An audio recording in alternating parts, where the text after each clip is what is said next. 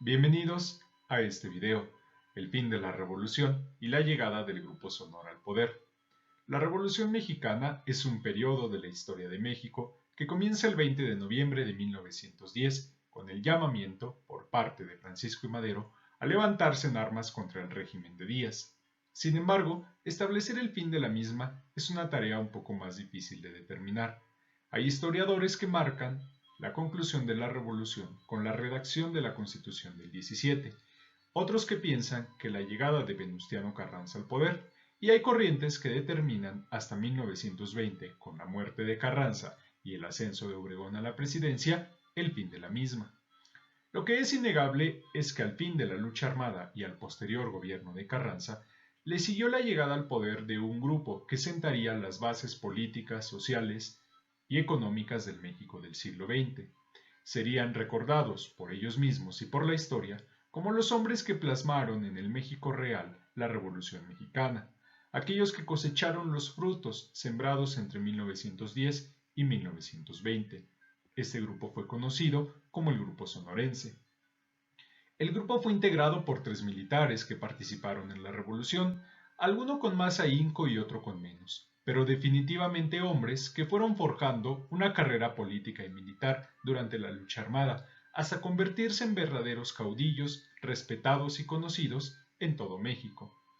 El más activo de los 3 durante la revolución fue Álvaro Obregón. Nacido en Siquisba, Sonora, en 1880, tenía 30 años cuando la revolución de Madero comenzó. Al principio, Obregón la vio con cierta indiferencia, pero su hermano lo convenció de unirse al bando maderista. A la muerte de Madero, Obregón mostró su lealtad al extinto presidente y bajo el cobijo del gobernador de Sonora se unió a Venustiano Carranza en la lucha por quitar al usurpador Victoriano Huerta del poder. Una vez que este último estuvo fuera de la jugada política, Obregón se unió a Carranza para enfrentar a villistas y zapatistas, logrando vencer al ejército de Villa en el Bajío y asegurando la victoria constitucionalista carrancista. Obregón entonces mantuvo un perfil relativamente bajo, considerando que era tiempo de esperar al término del gobierno de Venustiano Carranza, donde él sería elegido para ocupar la presidencia de México, gracias a la lealtad y a los servicios ofrecidos al exgobernador coahuilense. Quizá el segundo miembro más destacado del grupo sonorense fue Plutarco Elías Calles, el mayor de los 3.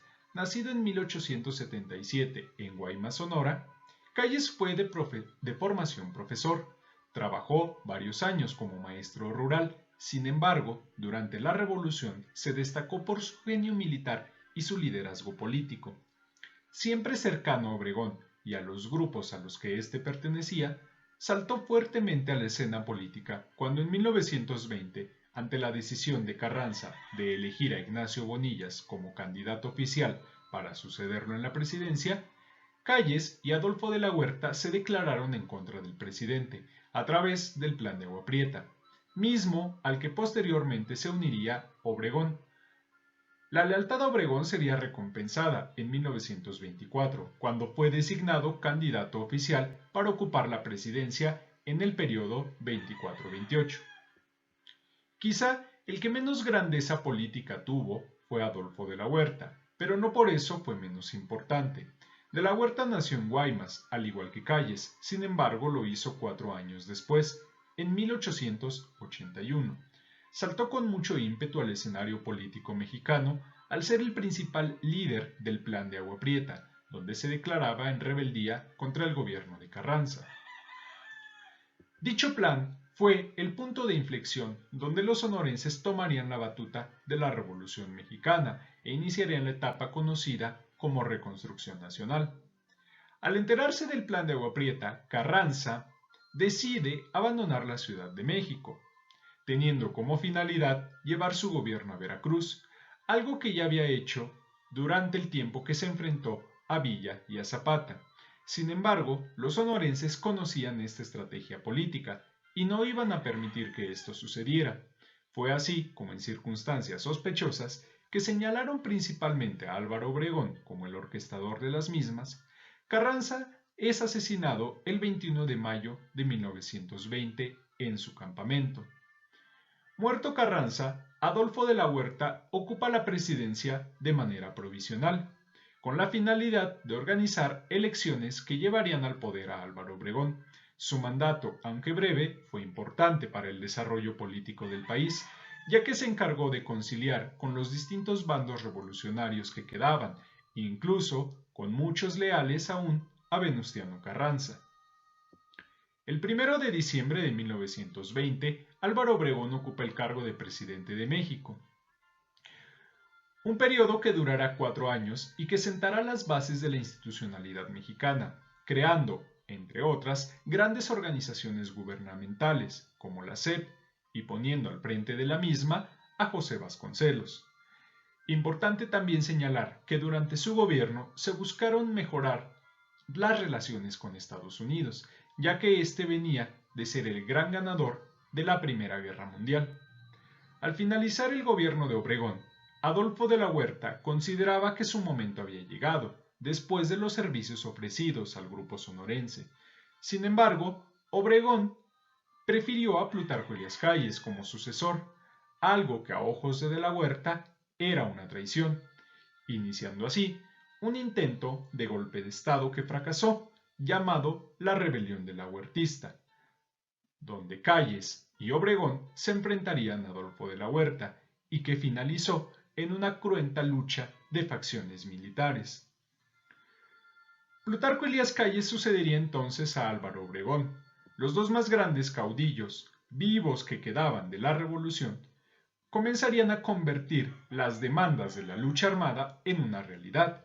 Hacían repartición de tierras, fundaban instituciones modernas como el Banco de México, creaban una hacienda muy avanzada a través de impuestos como el ISR, y aunque también modificaron la Constitución para que Álvaro Obregón pudiese reelegirse en 1928, muriendo así el grito de no reelección que había iniciado todo este acontecimiento. Sin embargo, las traiciones siempre estuvieron presentes en el grupo revolucionario, y después de ganar las elecciones para su nuevo mandato en julio de 1928, Álvaro Obregón es asesinado en la Ciudad de México, quedando Calles como único y gran caudillo de la Revolución Mexicana, conocido a partir de entonces como el jefe máximo de la revolución. Si bien el asesinato de Obregón fue adjudicado a Calles por la sociedad mexicana de la época, este en su momento no tomó el poder, respaldó a Emilio Portes Gil como presidente interino y realizó la gran jugada maestra de la política mexicana. Una jugada que consolidaría a la revolución y acabaría con el caudillismo. Fundó el Partido Nacional Revolucionario, antecesor del Partido Revolucionario Institucional, PRI. La fundación del mismo mostraba a un México avanzando hacia el Estado moderno, hacia un Estado de instituciones, un Estado de elecciones, de democracia, donde los golpes de Estado se acabarían y la idea revolucionaria perviviría más allá de las personas, perviviría a través de un partido político, mismo que se instalaría 70 años en el poder, siendo fundamental conocerlo para entender el devenir histórico de México en el siglo XX.